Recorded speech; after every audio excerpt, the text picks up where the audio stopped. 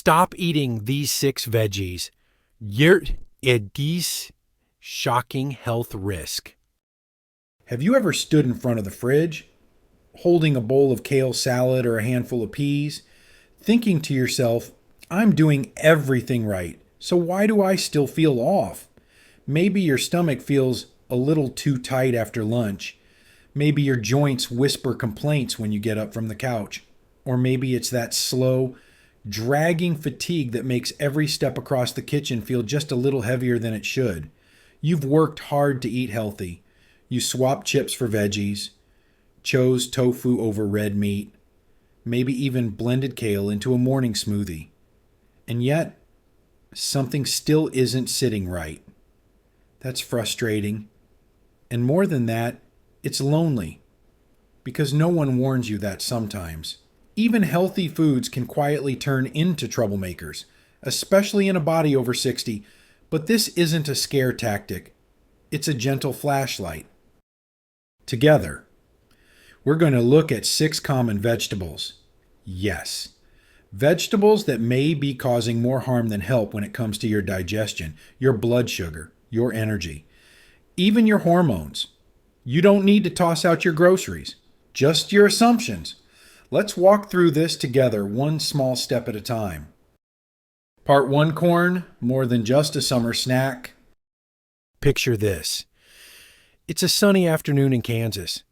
Harold, 72, is grilling burgers while his grandkids run through the sprinkler. On his plate, a generous scoop of buttery corn. It's sweet, it's golden, it's comforting. And Harold, like many of us, believes corn is one of those safe, all-American vegetables that's always welcome at the table. But here's the thing. Corn is more complicated than it looks. It may show up in your salad, your chips, your popcorn bowl, but it doesn't always show up in your body the way you expect. Let me explain why this matters. First, corn isn't really a vegetable at all.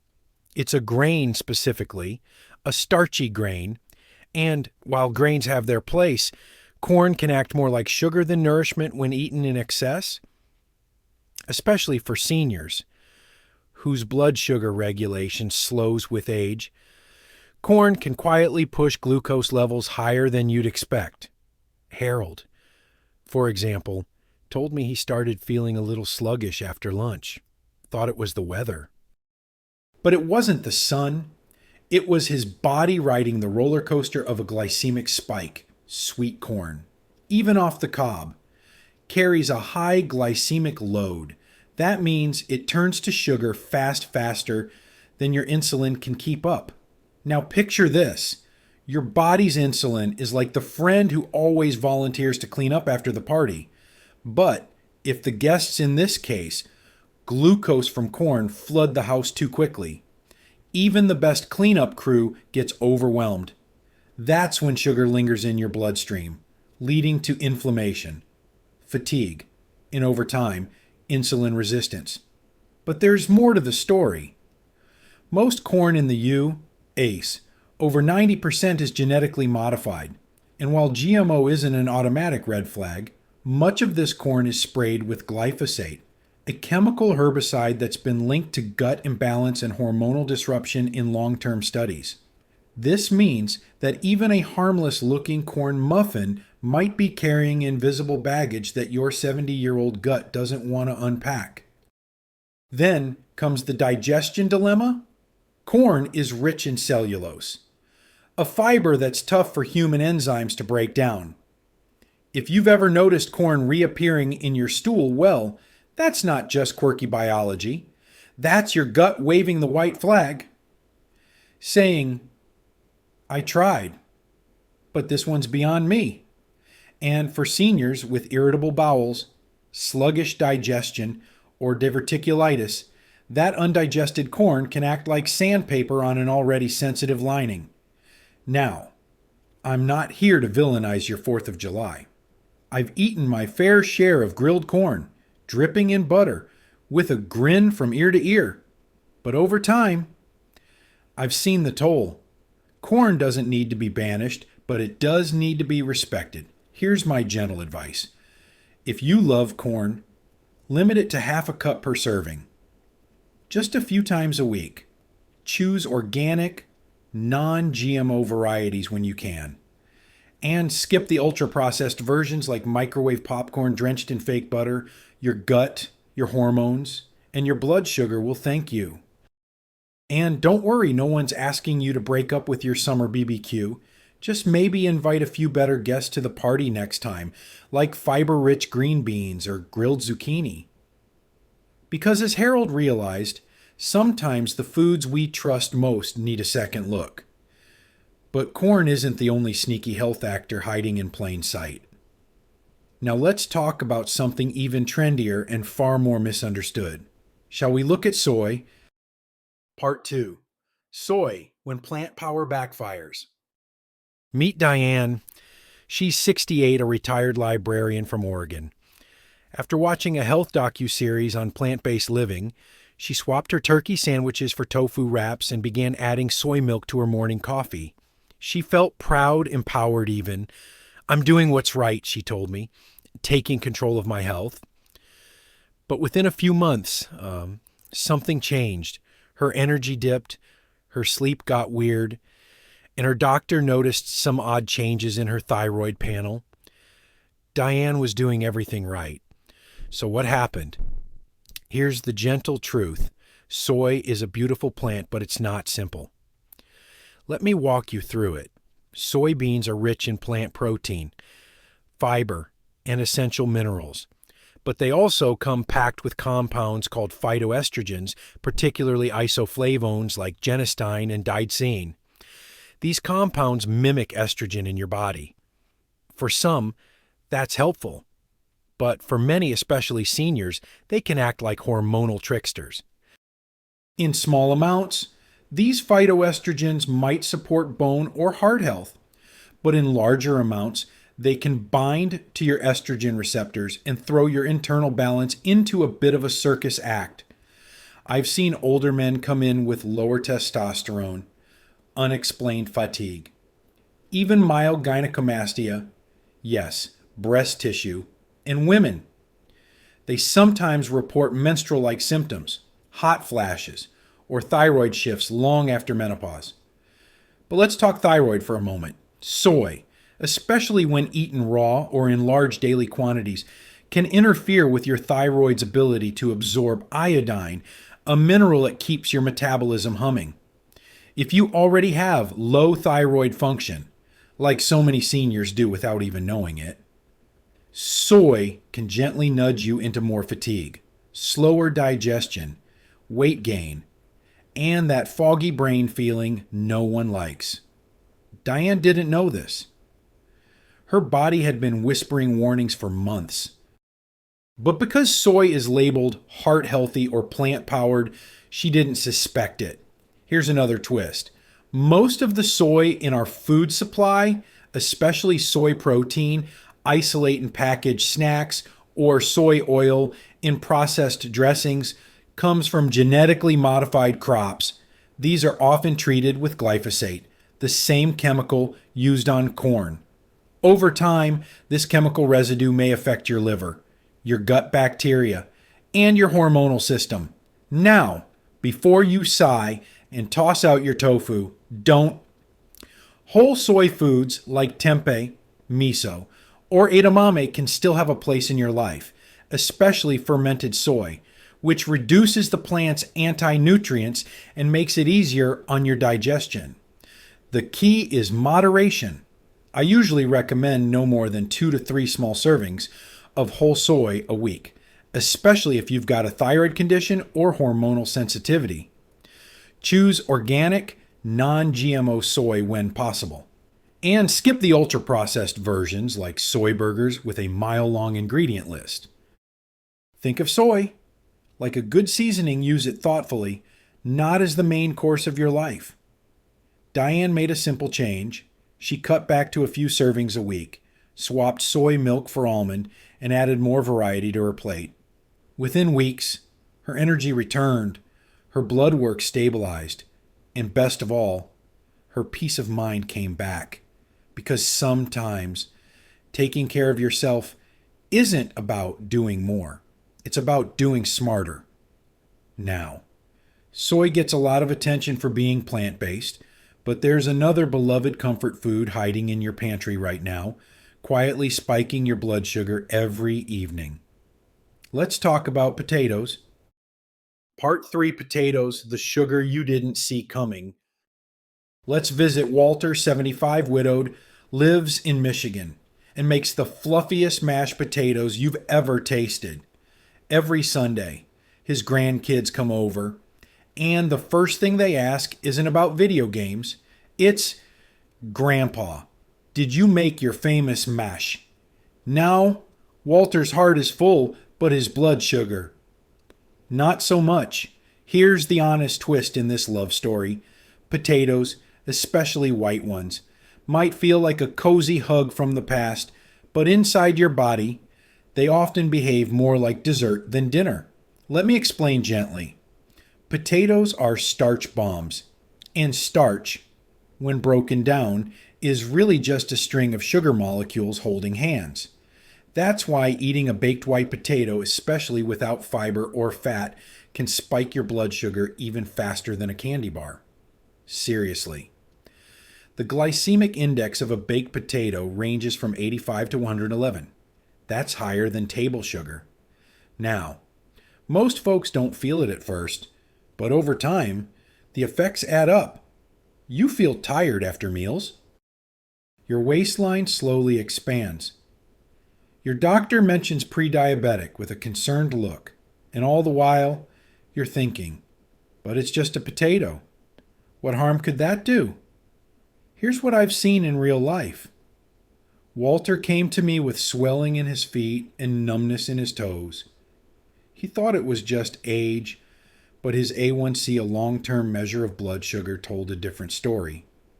Turns out, his beloved potatoes, morning hash, lunchtime fries, and dinner mash were quietly nudging his blood sugar higher, day after day.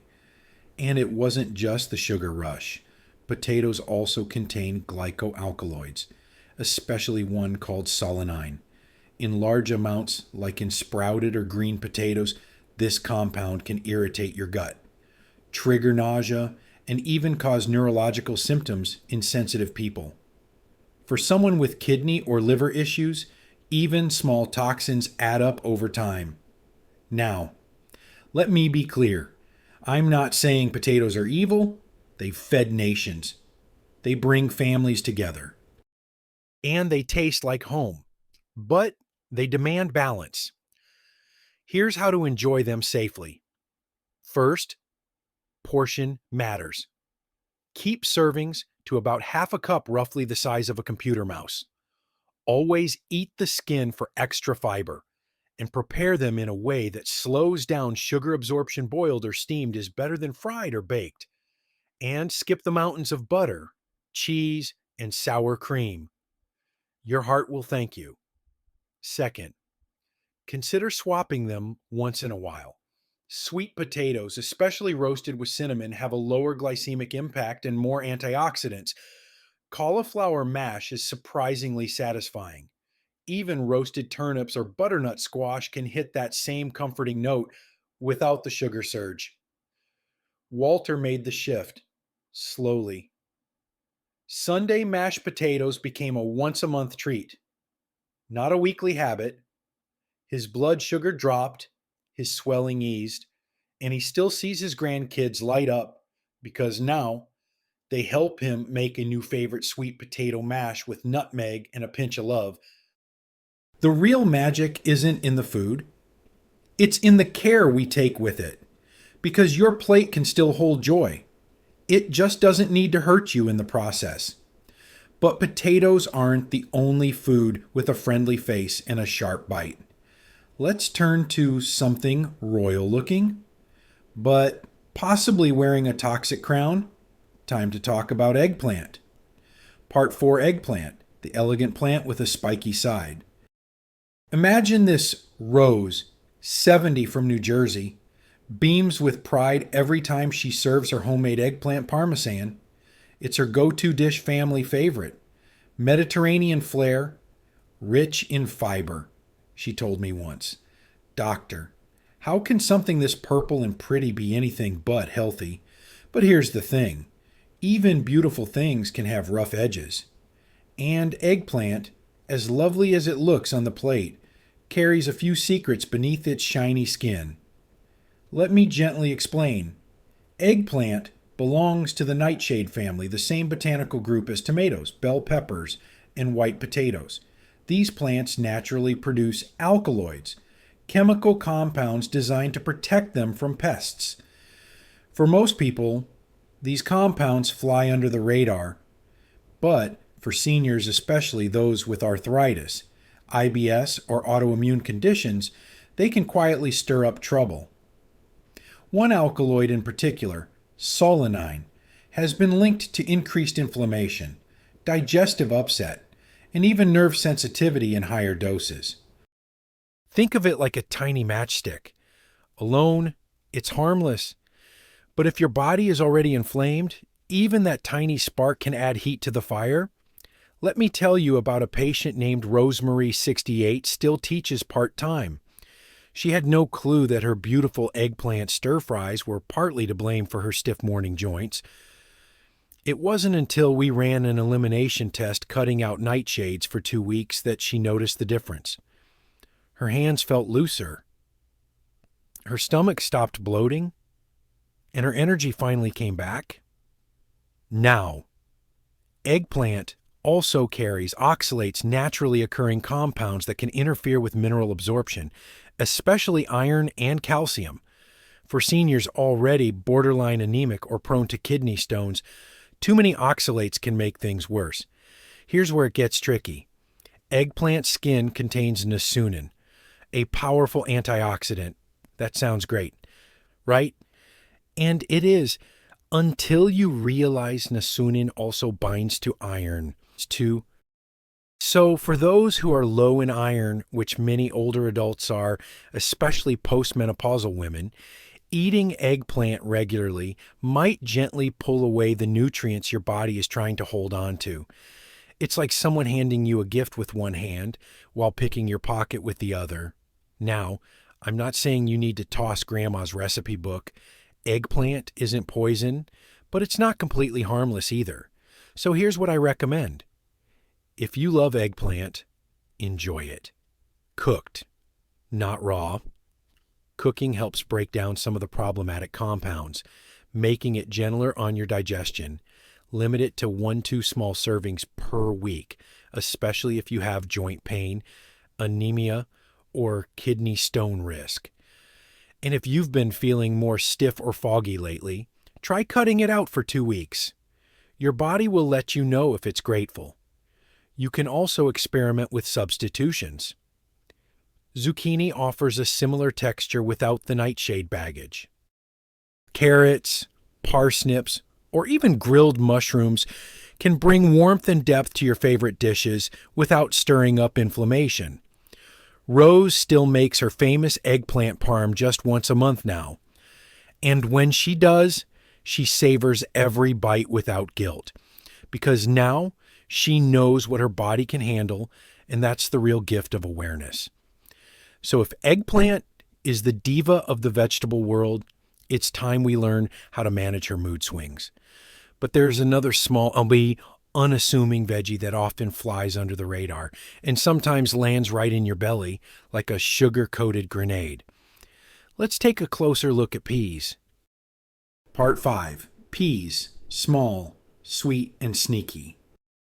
Now let me introduce you to Glenn. He's 73, a retired postmaster from Minnesota, and still has the kind of Midwest politeness that makes you feel like you've known him forever.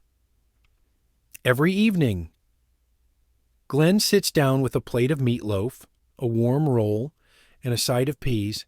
They're healthy, right? He asked me once. Green, soft, go down easy. And I get it. Peas look harmless. They're cute, round, and have been hiding in your pot pies since childhood. But under that friendly surface, a few surprises are waiting. Let's talk about what really happens when you eat peas, especially often, and especially as you age. First, peas belong to the legume family, like beans, lentils, and chickpeas. These are generally nutritious foods, but legumes also contain anti-nutrients compounds like lectins and phytic acid that act like little bodyguards for the plant.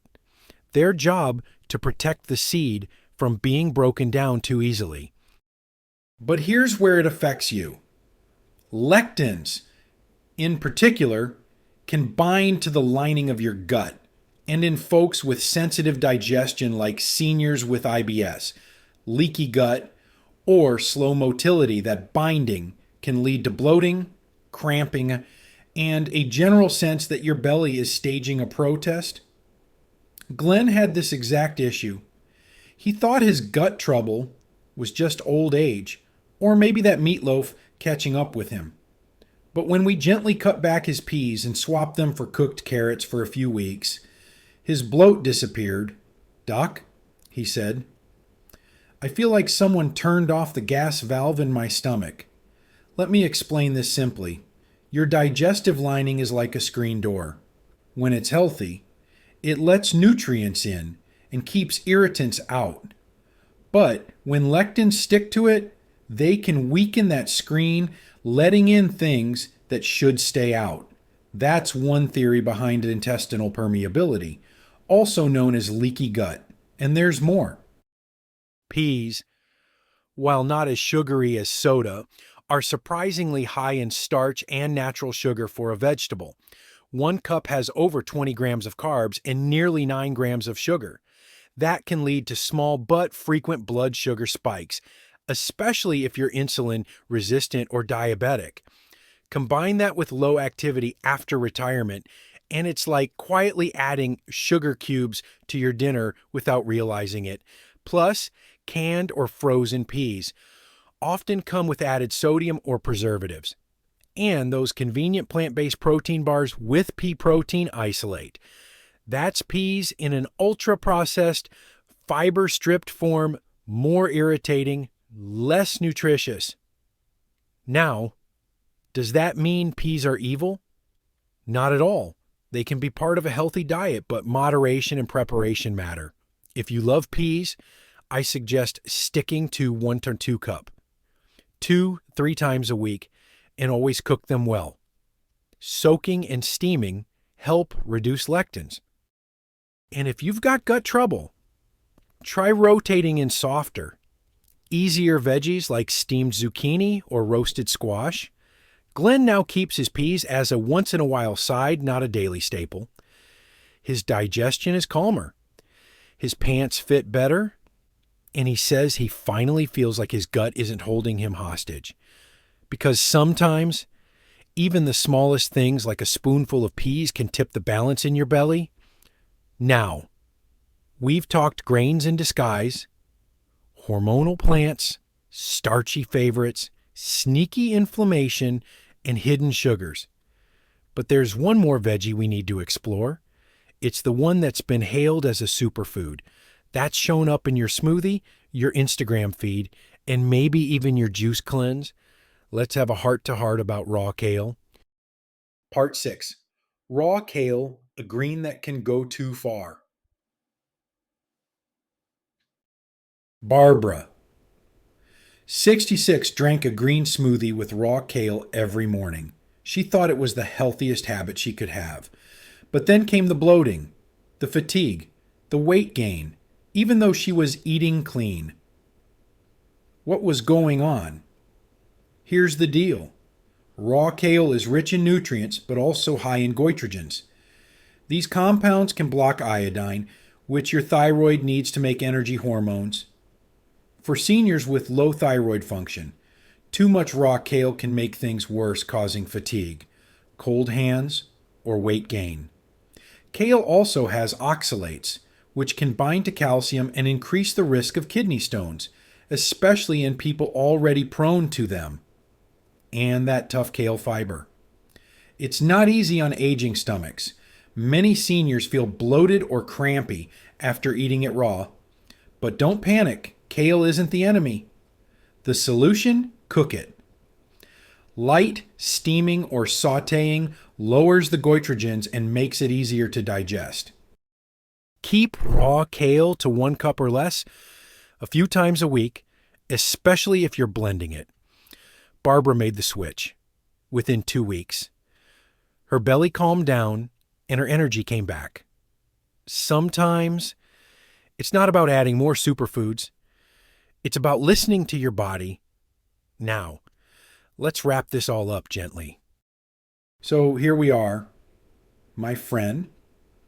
After walking through corn, soy, potatoes, eggplant, peas, and kale, what have we really learned? That even the foods we think are safe or healthy can behave differently as we age. Corn can spike our blood sugar and upset digestion. Soy can quietly shift our hormones. Potatoes feel comforting but act like sugar. Eggplant may stir up inflammation or block nutrients.